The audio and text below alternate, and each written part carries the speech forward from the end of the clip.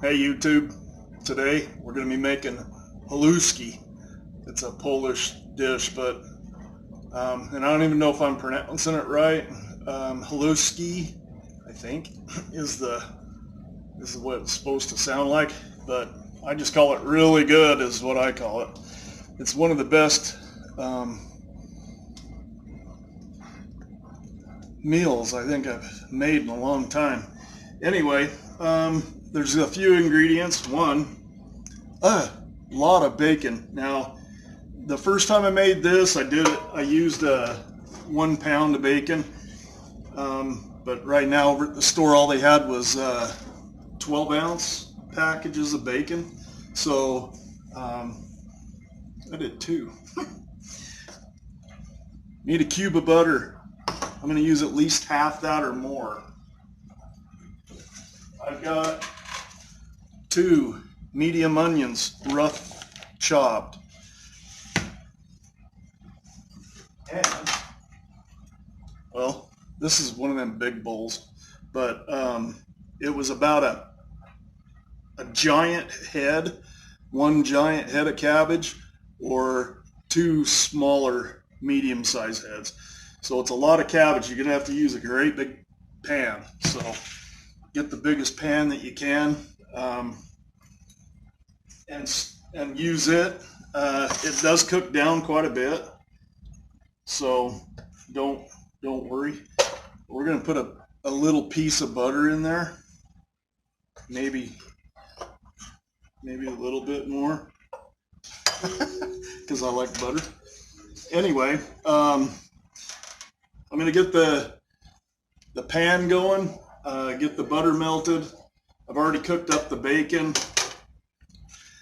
I'm going to throw the onions in and start sauteing them, get them to where they're a little bit brown, and I'll be right back. Okay, a couple more ingredients. We're going to need the garlic powder. You can use fresh garlic. You can use the, kind that you get in a bottle. Salt and pepper.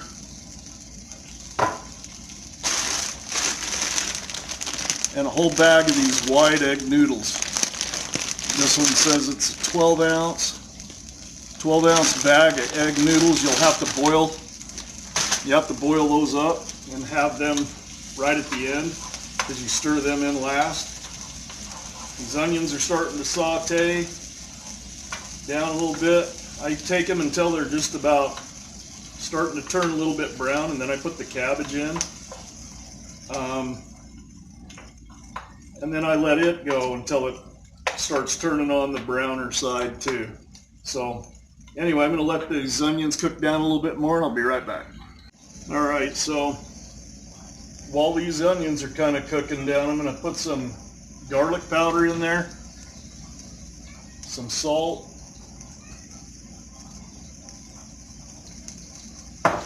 some pepper. I like a lot of pepper. If you guys aren't into the pepper as much, don't put as much on. But like I say, it's a big batch, and you can season it as you go.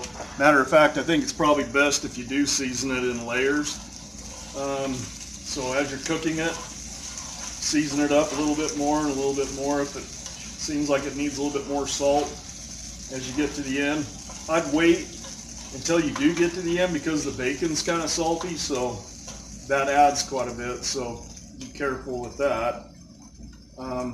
Okay, so the onions are starting to brown up, smelling amazing. I'll give them a few more minutes. I'll be right back.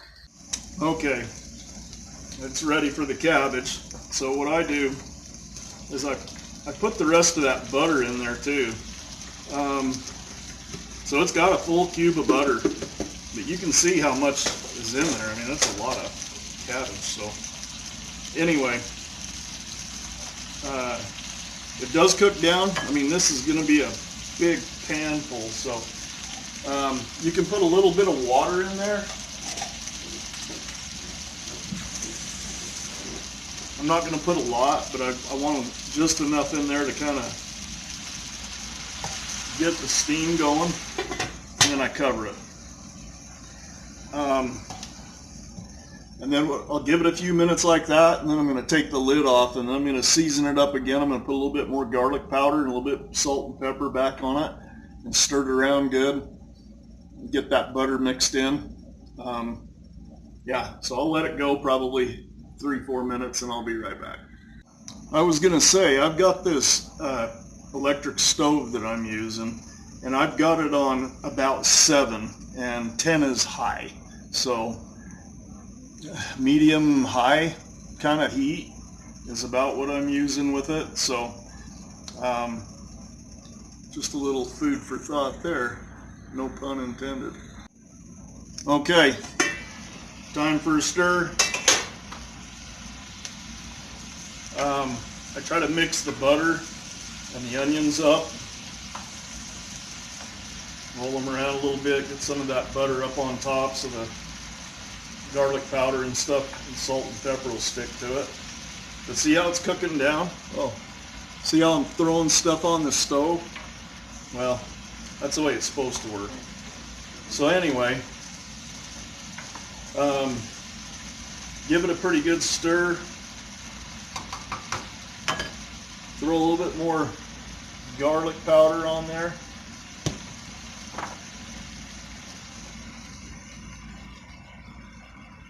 A little bit more salt and pepper. You can do this, I've seen recipes before with like the Polish sausage, and I would imagine that's just the bomb too. And some people don't even put meat in it. So I've never tried it that way. I've always done it with the bacon because, you know, hard to go wrong with bacon. But like I said, it starts out as a massive batch, but it's really good. So it's like you're going to want, you know, quite a bit. But it'll feed 4 for sure. Me and my wife ate on it one day, one night for dinner, and we ate a ton of it. And then we had it the next day, or we skipped a day and then warmed it back up and ate the rest of it. But it was so good we just polish it off. So anyway, I'm going to put the lid back on it and just let it go for a few more minutes. I'm going to get some water in my pressure cooker pot. You know, this guy right here. This is for the noodles. So I'm going to get water up and boiling. I'll be right back. Okay, I got the water on the stove getting warmed up and ready for the noodles. I did want to say, this is the way to cook your bacon right here. I mean, this is what I've been doing, and granted, I've cut that bacon up in little tiny pieces, you know, when I took it out of the package, and then I just separated all the pieces and stuck them in the pan, or this pot, and fried it up in the pot, kind of a medium to low heat, maybe like a 5 or a 6. And I cook it up and I don't get splatters all over the stove. You know, I don't make a mess like I did right there.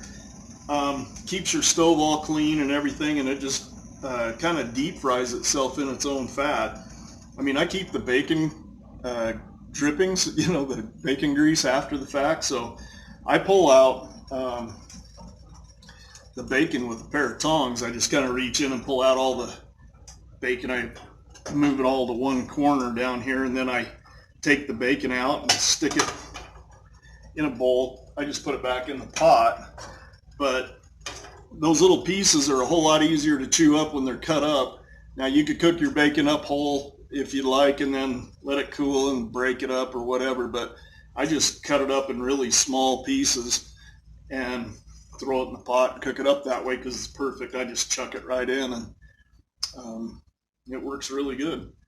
So anyway, I'm waiting for the water to boil, and then I'll throw in the egg noodles. I'll be right back. Okay. Woo! There we go. All right, so give it another stir. You can see how those onions have turned brown. The cabbage is starting to turn brown. That's just what you're looking for. At this point, I mean, I like mine just a little bit more brown than that, but sometimes I like to take a taste of this.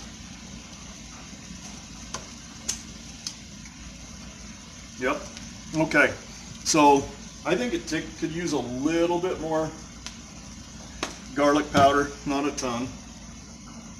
A little bit more salt, just because I like it. And a little bit more pepper. Now this is probably the last time I'll do this, and then you don't want to get it too salty or too peppery or too garlicky, because, you know, I don't know if everybody you're going to be feeding is going to be into that, or if they're watching their salt or whatever. So that's at your own discretion on how much you want to put in there. But, you know, everybody can put salt, pepper, and garlic powder on it after the fact when it's sitting in front of them too. So anyway, I think that's about right. Got to throw in Mr. Bacon. Now's the time. Okay. When I give that a stir, get it mixed up. I got my pan with the water in it. It's starting to come to steam. That's for the noodles. This is such a super easy dish. I mean, right now over at our local store, grocery store, they've got cabbage on for 49 cents a pound.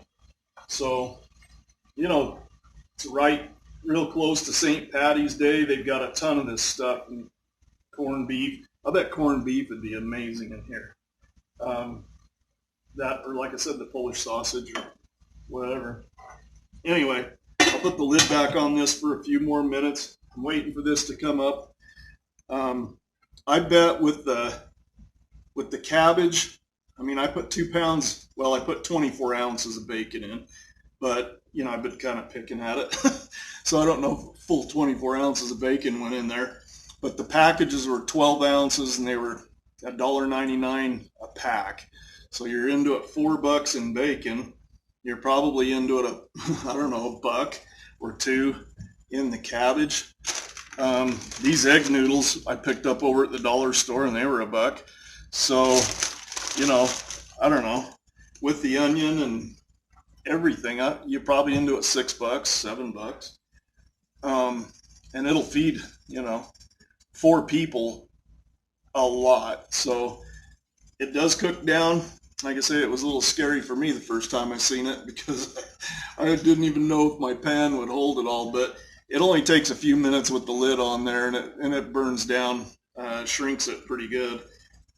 And if you don't have a lid, the first time I did it without a lid, so it does work. But to kind of steam it down quick, put a little bit of water in there, put the lid on it, let it roll for a few minutes. And anyway, I'll be right back. Okay, so my water's starting to boil. Chucking in the egg noodles.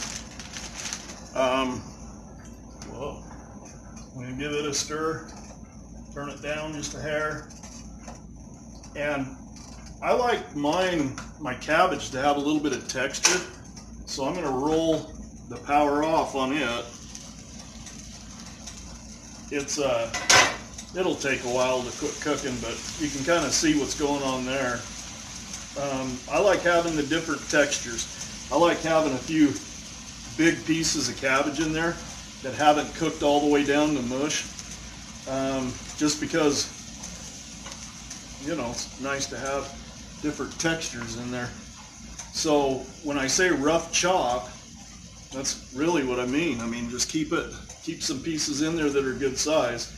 I like to put the bacon in right towards the end, because I kind of like it to be just a little bit on the firm side too. If you cook it up too much, it kind of gets soggy again, but I don't want it crunchy either. But anyway, yeah, that's good right there. I shut the power off.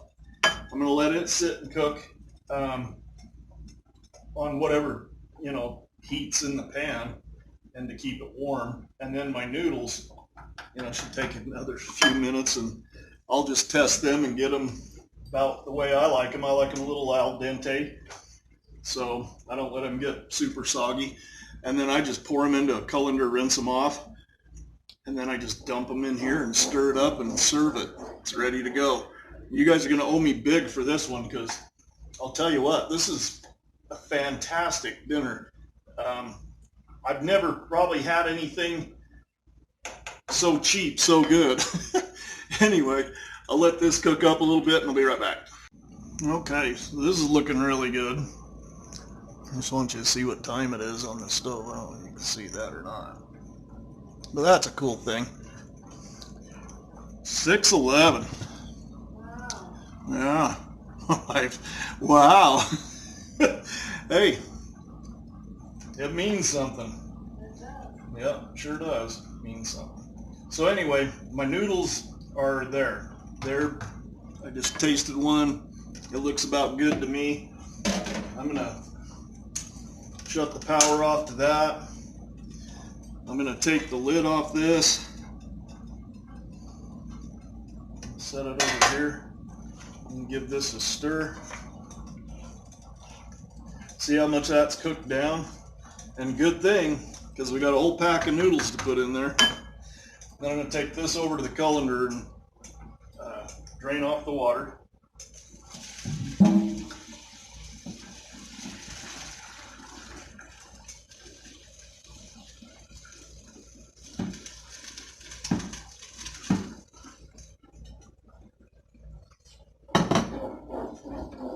Well, there's Crazy Cat, one of them. So I just drained this water off. Sorry to leave you hanging there. I had to concentrate. I didn't want to get burnt. By the way, if there's any little kids watching this video, don't play with the stove without your parents. Make sure they're there. Matter of fact, you should watch them too and make sure they're doing it right. So, all right. So I drained off my noodles. Yep. And I just chuck them on top, stir them all in. Oh my gosh, you guys, if you don't do this the second you see this video, you're out of your mind.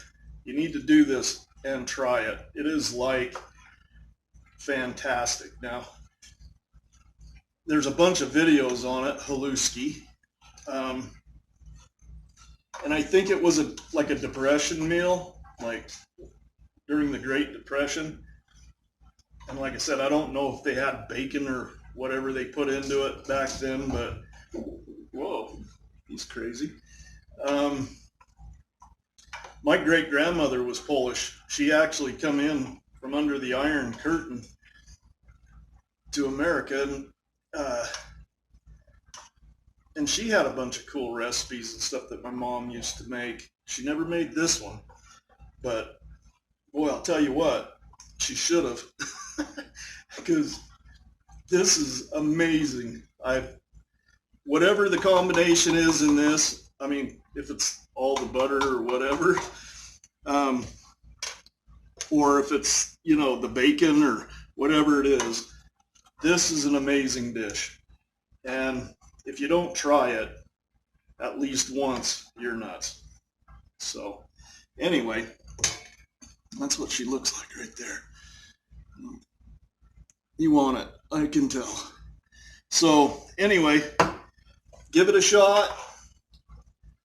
Don't knock it until you try it. I know a lot of people are like, oh, cabbage, whatever. And I love cabbage. I mean, me and my wife's been making cabbage salads, and I like coleslaw. She don't like coleslaw so much, and I love sauerkraut and a bunch of that kind of stuff. But even if you're not a cabbage lover, you should try this, because I think you would be. Anyway, that's it for now. Always be aware of your surroundings. Always remember where you came from, and always remember how to get back there. We'll see you soon.